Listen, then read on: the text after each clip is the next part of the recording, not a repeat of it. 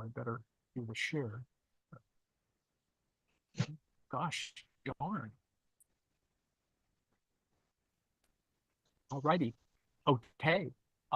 It is the 14th of October.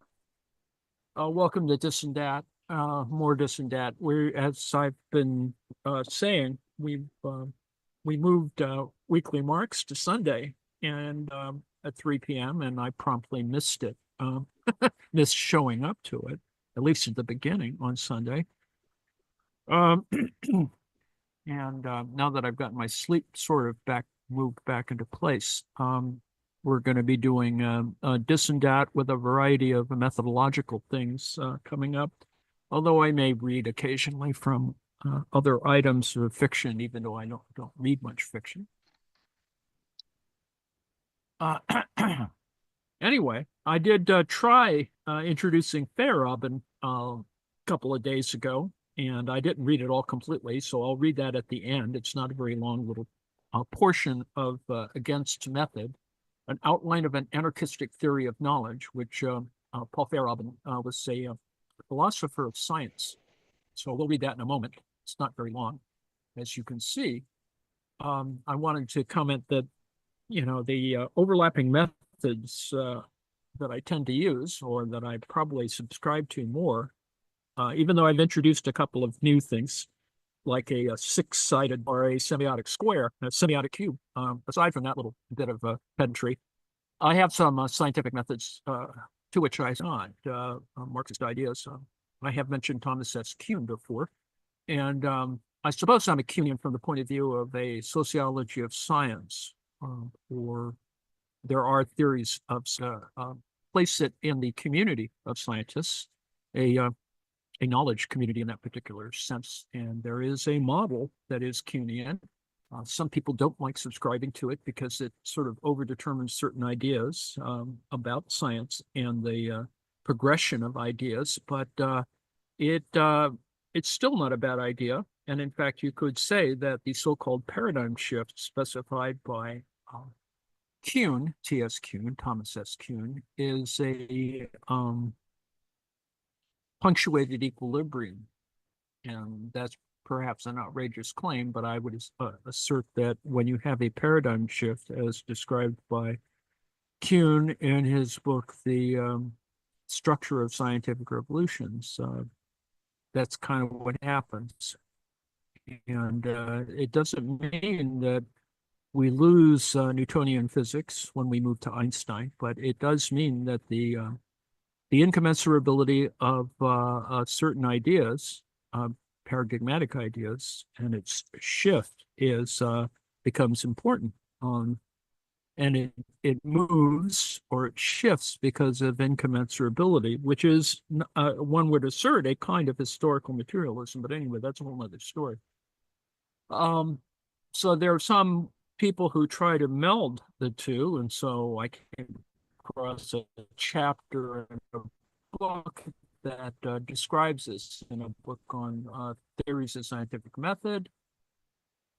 They are methodological in that sense. Kuhn and Paul Feyerabend, two philosophers of science who've had considerable impact on recent work on methodology. While both Kuhn and Feyerabend have a reputation as anti-methodologists and advocates of epistemological relativism, this is not an entirely accurate assessment of their views. Both oppose the idea that there is some single, invariant, and binding method that provides scientists with a quote-unquote algorithm of theory appraisal. Nevertheless, both continue to uphold a role for method in the pursuit of science. In the case of Kuhn, we distinguish several phases of development of his account of method. And in the case of Feyerabend, we argue that he is not the advocate of anything goes, as is commonly thought, but that is in fact how he is generally framed, as because of a certain type of, as it were, anarchistic approach. It's not truly anything goes, which is generally a problem of creating scientific programs. Anyway, and, going to Popper, Karl Popper, et cetera, et cetera.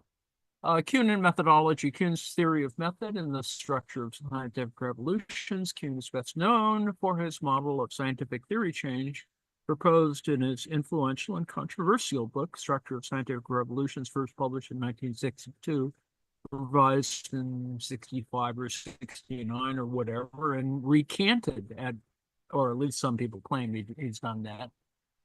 This model has been interpreted by some commentators as containing the seeds of an anti-methodological view of science. It has also been widely understood as leading to a relativistic account of science. But as we shall argue, the two authors in this,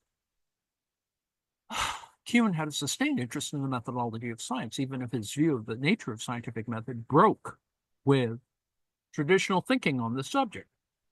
Moreover, despite the evident relativistic leanings of his position, he sought to distance his views from those of the thoroughgoing relativist. At both the levels of methodology and meta-methodology, that is, the methodology of methodology, or the theory of methodology, Kuhn continued to revise and develop his views throughout his career. And yes, he did, even though there was incredible pushback on the idea that a unified science can be sort of approached. The Kuhn cycle, as described and applied through a variety of sciences, including the social sciences, the idea of you have pre-science, then what is called normal science, that is the conventional rules of a community of scholars.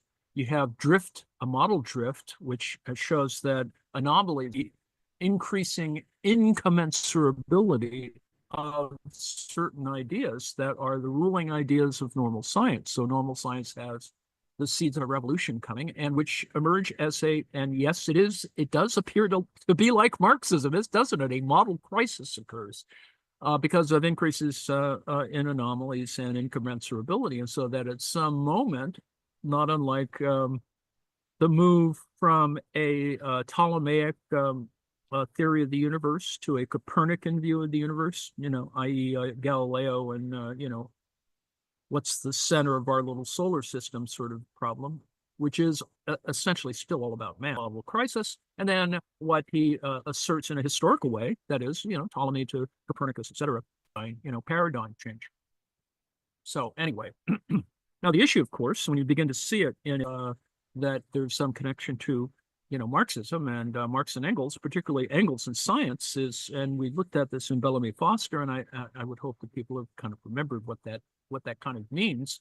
That is that a significant number of scientists who actually contributed to progress in science, whatever that might be called, perhaps not revolutionary, but it is, say, a Marxist approach or a materialist approach to science and its history that is actually still quite important. And as Bellamy Foster has shown, it creates a set of questions about the sort of the metabolic relationship of humans and nature and et cetera, et cetera.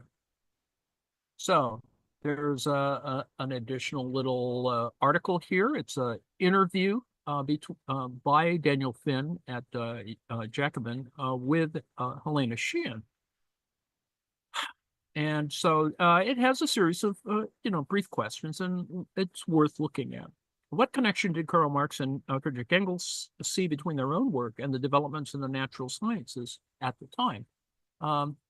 Helena Sheehan says, Marx and Engels were acutely attuned to the science of their day. They saw it as a kind of rolling revelation of the world.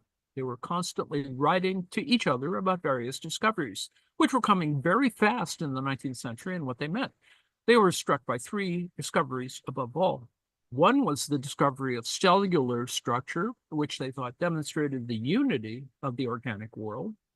Then there was the discovery of the law of conservation and transformation of energy, which they thought revealed nature as a continuous and dynamic process. But most of all, there was the discovery of the evolution of species, which they saw, Darwin, which they saw as demonstrating the natural origins of natural history. They were particularly enthusiastic about Darwinism and the implications of evolution in both the natural world and the historical sphere. Marx and Engels saw science as a kind of rolling revelation. We think about capital, for example.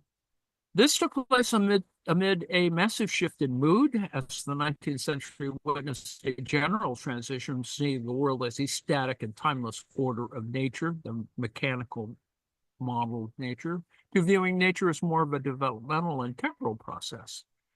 As part of this, and within this whole atmosphere, Marx and Engels pushed the theory of evolution of species further into a theory of the evolution of everything. They explored the implications of this in formulating a philosophy that came to be called dialectical materialism. The second kind of question by Finn: what were the most significant arguments that Engels made in his work, Dialectics of Nature? Dialectics of Nature was a posthumously published, unfinished manuscript by Engels, which he meant to be a major work elucidating the philosophical implications of the natural sciences. When he died, parts of it were fully written, while other parts were sketchy. Some of the science has been superseded. On the other hand, some of what Engels wrote anticipated scientific discoveries that only came later. The core of Dialectics of Nature by Engels was its methodology, which was an epistemology and ontology of a new materialism, a materialism that was dynamic and fluid, one that saw the world as an interconnected totality, as opposed to an older materialism that was static, mechanistic, and reductionist. The epistemology and ontology were also in contrast to various idealist tendencies. So this is the question of Hegel's role in this, of course, and of course, some people, are much more rigid about the kind of Hegelian implications, among other things. And so, but you can see that kind of fluidity in the thought of Marx. So a brief article by Richard Miller, whose article is summarized as follows. Marx's approach to science is an intriguing combination of respect for the natural sciences and empirical inquiry, determination to go beyond the description of regularities among observable phenomena, and insistence on the inevitable impact of social circumstances on scientific inquiry. Marx thought that the human sciences and the natural sciences are governed by essentially the same methods, that natural scientific theories give us enhanced insight into mind-independent reality. It's also critical realism, and that our most fundamental views are subject to revision through scientific inquiry. Yet Marx rejected the ideal of scientific method according to which rational scientific belief is tied to observational data through a canon of rules as general, timeless, and complete as the rules of logical deduction. While traditional empiricists emphasize the economical description of empirical regularities, which could, in principle, be used to predict the occurrence of observable phenomena. This is what economics is about in that particular sense, or neoclassical anyway. Marx emphasizes the description of underlying causal structures, employing concepts that are typically irreducible to the vocabulary of mere observation, and causal hypotheses that sometimes do not even sketch means of prediction. Similarly, though Marx shared the insight to underlying causes, he disagreed with many epistemic optimists in his insistence that scientific inquiry is inevitably and deeply affected by social interests and relations of social power. So there's this kind of tension between, the idealist and the materialist, etc. And a little methodological sidestep. It's a chapter in a book on Hegel and Marx, and there are many who would agree. This is about, Hegelianism and Lenin. There are many who would agree with Lenin's claim that it is first necessary to understand Hegel's logic if one wishes to understand Marx's Capital. Indeed, Carol Carver has pointed out that Lenin's belief that a study of Hegel is essential to an understanding of Marx is now commonplace. There is, however, a line of reasoning which flatly denies the truth of Lenin's dictum. From this point of view, Marx's economic thought might be said to stand alone. A familiarity with Hegel's metaphysical system is by no means a necessary precondition for an adequate grasp of the basic principles of Marxist economic theory. Patrick Murray, for example, tells us that against the advice of Lenin's famous aphorism, a teacher of his once insisted that one need not have read all of Hegel's logic, or even a little of Hegel, in order to perfectly well understand Capital, certainly David Harvey's position. Murray himself is of the opinion that there is at least some truth in this contention, following the example provided by Klaus Hartmann's work on Hegel. On metaphysical interpretation, because the dominant text is the phenomenology of spirit at all by Hegel. That tends to be the dominant one, which is readers of Hegel tend to emphasize. Not in our view defensible. Nevertheless, it is certainly of some interest. Even if in the end we reject it, a critical examination of it certainly does help to clarify our understanding of the relationship that exists between Marx and Hegel regarding questions of scientific method in the sphere of political economy. It is impossible to completely understand Marx's Capital, especially its first chapter, several books on just the first chapter of volume 1. And not on any, the absence of everything else, even though both of those authors have written extensively on the rest. It's just interesting. Without having thoroughly studied and understood the whole of Hegel's logic. Consequently, half a century later, none of the Marxists understood Marx, and that's sort of a sad conclusion. And then there is, of course, since if you skip ahead, the Althusserian reading or rereading of, Marx, Lenin, etc.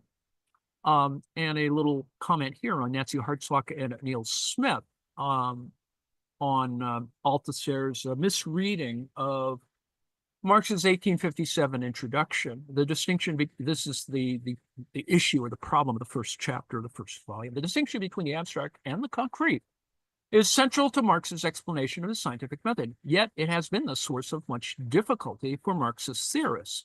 Althusser's misreading of Marx on this point has had important theoretical consequences for his attempt to fashion a rigorous Marxist philosophy. His effort at constructing such a philosophy relies on critiques of economism, that's reductionism, humanism, empiricism, and historicism, as well as a novel and imaginative reading of Marx. It depends fundamentally on Marx's 1857 introduction to the critique of political economy. This introduction, according to Althusser, is the only systematic text by Marx which contains the means with which to establish a theory of scientific practice, i.e. a theory of the conditions of the process of knowledge, which is the object of Marxist philosophy. Not only was the introduction, that is the introduction to the 1857 critique, a base from which to work, it was for Althusser a discourse on method which he used as the ultimate and sometimes the only justification for some of his most novel positions. As he himself says in retrospect, I based myself closely as possible on Marx's 1857 introduction, and if I used it to produce some necessary effects of theoretical provocation, I think that I did nevertheless remain faithful to it. We suggest both that Althusser has not both theoretical and political consequences. Yes, indeed, it does. It doesn't mean that we have to go skip ahead to the 1864 to 65 and a bunch of other crazy things, which is scientific method, such as it is. And yes, actual scientists of the empirical sort have managed, who's talking about. We need to have an open mind, as it were, an open Marxism, as it were, about these kinds of matters. So in the Encyclopedia of Philosophy done by Stanford, there is a section called Historicist, Theories of Scientific Rationality, which is what kind of we've been looking at here, talking about Feyerabend, Kuhn, et al., and Marx. So I'll read just a little bit from that as well, which I think is useful because it tells a sort of a syntax in a linguistic way about Marxism and a semantics. There is also a pragmatics about Marx that with which we grapple every day. So anyway, in historicist theories of scientific rationality, the battle of the big systems of the 1960s and 70s, including historicists such as Thomas Kuhn, and I know that Anna will correct the pronunciation, Imre Lakatos. Is that correct? Quite good, Imre. I'm just, I'm not Hungarian. Paul Feyerabend and But nice try. Sorry?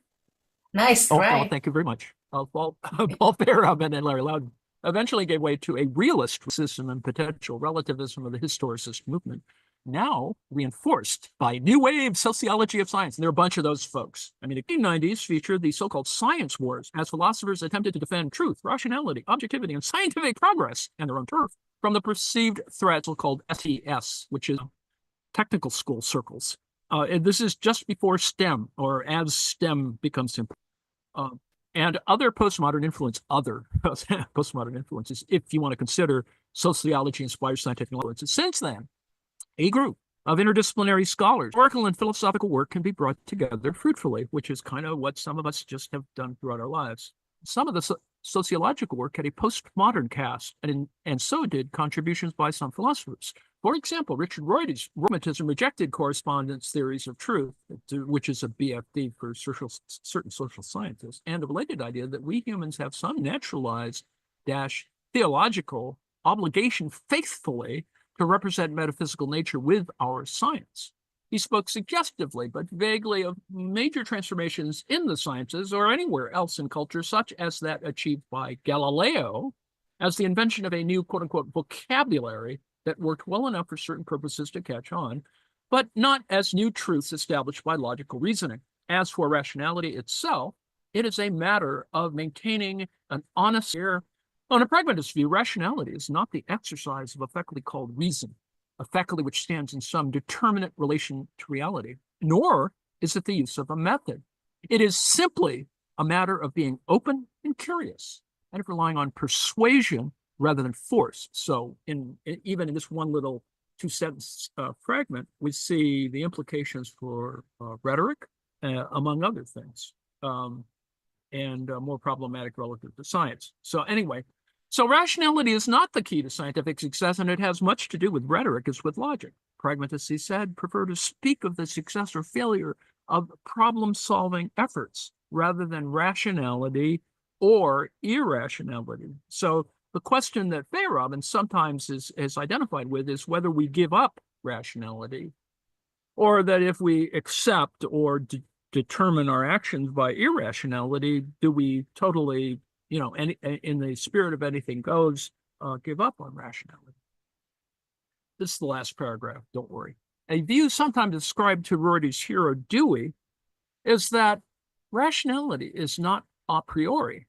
It's not an a priori universal method of thinking and acting properly. Rather, it is like a box of intellectual tools, each of which, as humans have learned from craft experience, work better than others in various situations.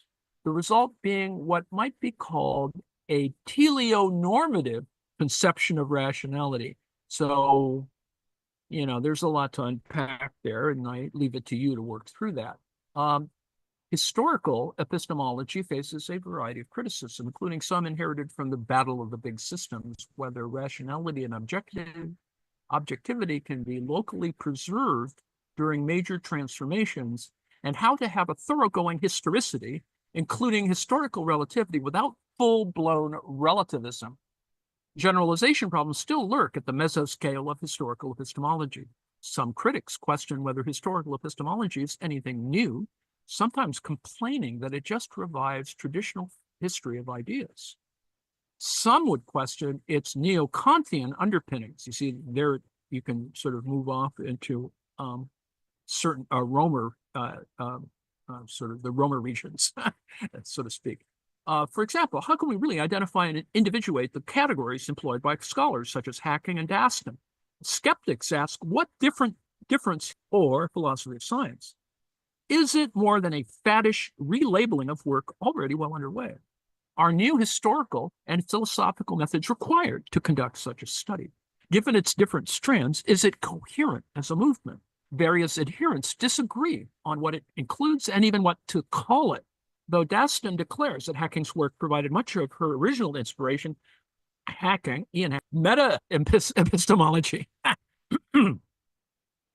He also says that he's doing Whiggish history of the present, which, would be sort of an oxymoron.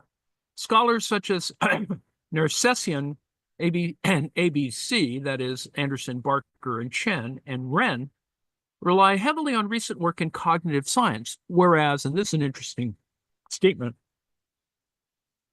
sociologists still tend to shun cognitive psychology. I would assert also that sociologists tend to shun behavioral economics as well, but that's another story. How significant, and this is the end of the section on historical epistemology, how significant can we expect historical epistemology to be in the longer run? History will be the judge, of course, the irony of that last declaration. And so what I was showing the other day in my little cube, sort of epistemological cube, or a six-sided Gramscian cube is a six-sided set of credences on what is, what isn't, what is conditional, what can be true, what should not be true, and it is a way of generating the same spatial, well, I would assert, the same kind of spatial logic questions that David Harvey has introduced, and in fact, the same ones that Higginbottom introduces. You just have to simply tweak a few terms, and I think that that's, I will assert that that's possible, not necessarily whether it's probable. So anyway, that's my a little theoretical front end section. And to end my little yammering today, I read a little bit before.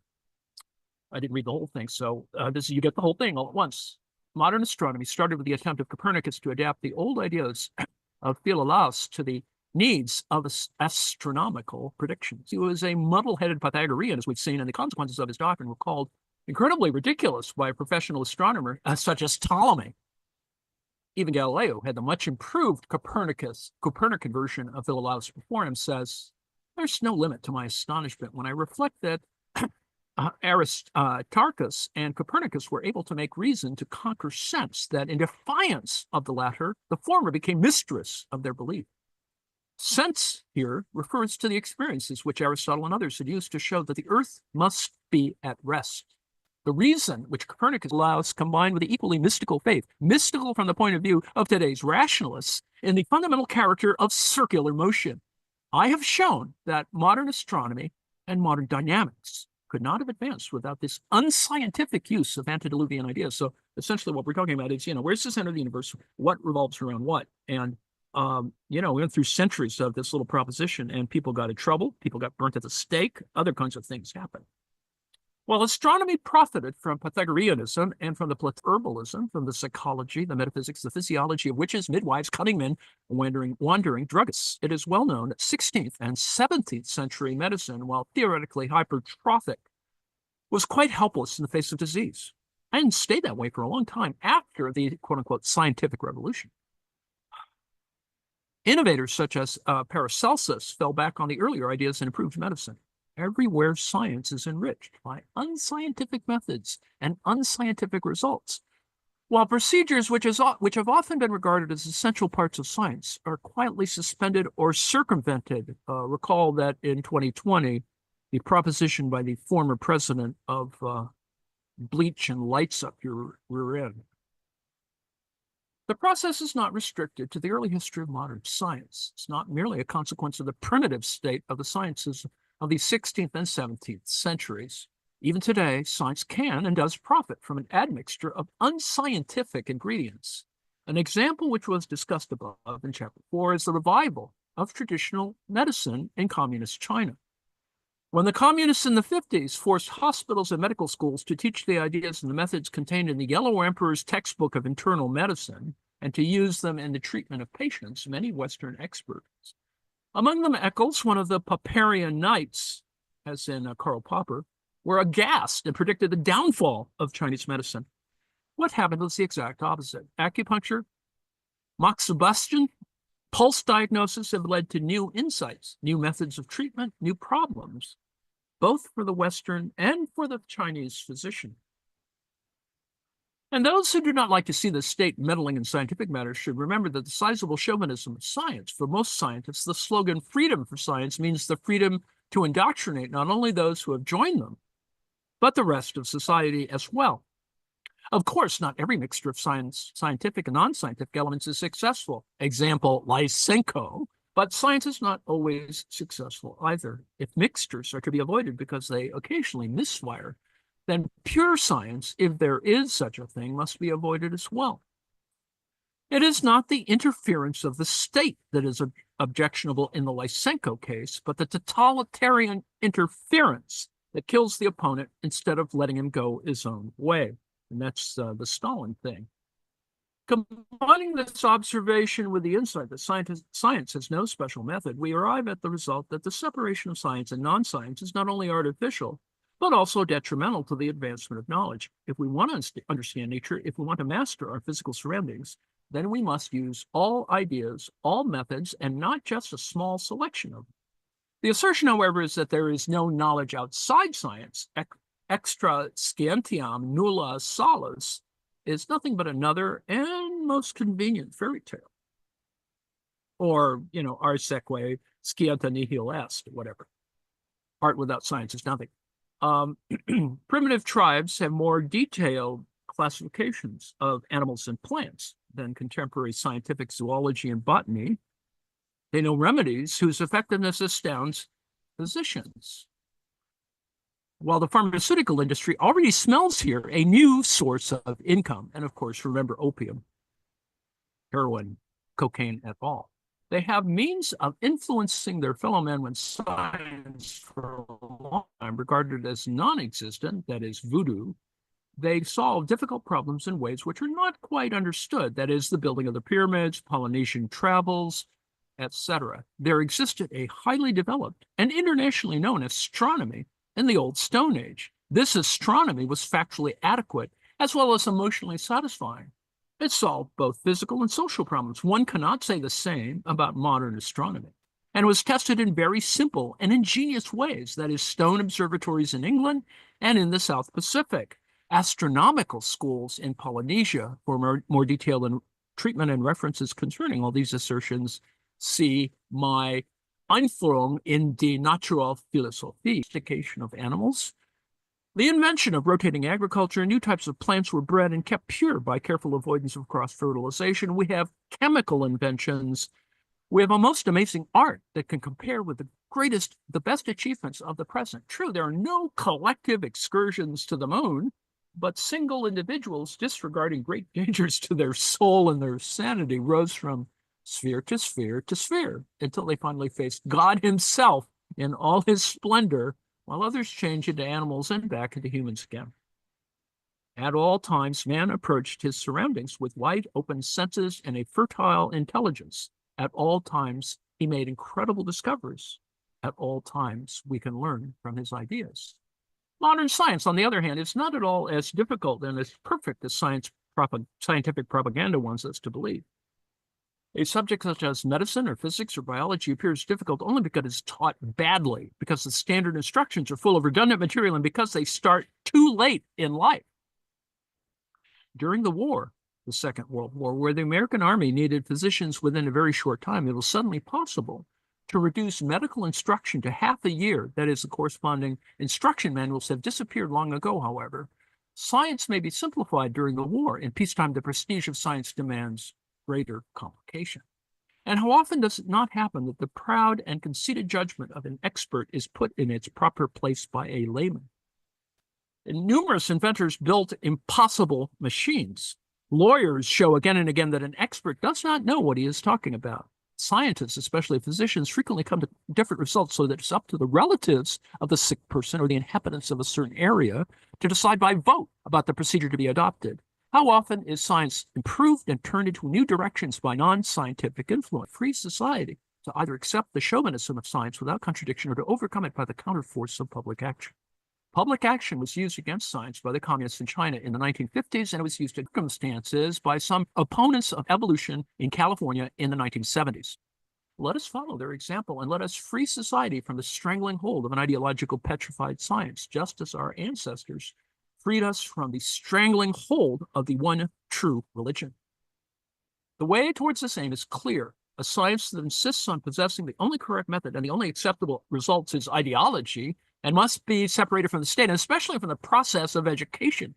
One may teach it, but only to those who have decided to make this particular superstition their own. On the other hand, a science that is dropped such to self-contained, and it could be taught in many different combinations. Myth and modern cosmology might be one such combination. Of course, every business has the right to demand that its practitioners be prepared in a special way, and it may even demand acceptance of a certain ideology. I, for one, am against the thinning out of subjects so that they become more and more similar to each other. Whoever does not like present-day Catholicism should leave it and become a Protestant or an atheist, instead of ruining it by such inane changes as Mass in the vernacular. That is true of physics, just as it is true of religion or of prostitution. But such special ideologies, such special skills have no room in the process of general education. It prepares a citizen for his role in society. A mature citizen is not a man who's been instructed in a special ideology, carries his ideology with him like a mental tumor. A mature citizen is a person who has learned how to make up his mind and who has then decided in favor of what he thinks suits him best. He is a person who has the ideological street singer he happens to meet, and who is therefore able consciously to choose the business that seems to be most attractive to him rather than being swallowed by it, to prepare himself as historical phenomena. He will study science as historical phenomenon and not as the one and only sensible way of approaching a problem. He will study it together with other fairy tales, such as the myths of primitive societies, so that he has the information needed for arriving at a free decision. An essential part of a general education of this kind is acquaintance with the most outstanding propagandists in all fields, so that the pupil can build up his resistance against all propaganda, including the propaganda called argument. It is only after on the issue of rationalism, irrationalism, science versus myth, science versus religion, and so on. His decision in favor of science, assuming that he chooses science, will then be much more rational than any decision in favor of science that is today. At any rate, science and the schools will be just as carefully separated as a religion and the schools are separated from environmental decisions, for everyone participates in such decisions, but they will be not given overriding authority. It is the vote of everyone or the truth of basic beliefs, such as the theory of evolution or the quantum theory, and not the authority of big shots hiding behind a non-existing methodology.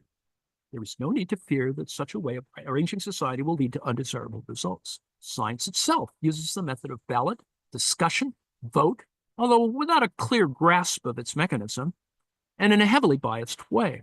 But the rationality of our beliefs will certainly be considerably increased, period. Okay, so that's all I have to say. I'm hoping there's comments, reaction. The pronoun he is privileged in this text. It's unfortunate. I could have revised it, but I didn't. Tricking me to speak on YouTube. I'm pissed off. That's what happens when you float. Indeed. I still don't really get how some argue that nature could not be viewed dialectically. An interesting question. Yes, indeed. Oh, well, good, Kelly. I'm glad you've gotten back to Bellamy Foster. Yes, it is an introduction. It's very, I think it's still quite useful, and you know, Bellamy Foster should be included with other introductory texts for science and technology studies, needless to say.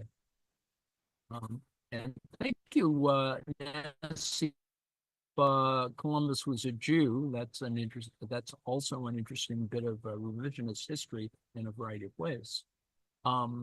Anybody else? Hearing none. Going once, going twice.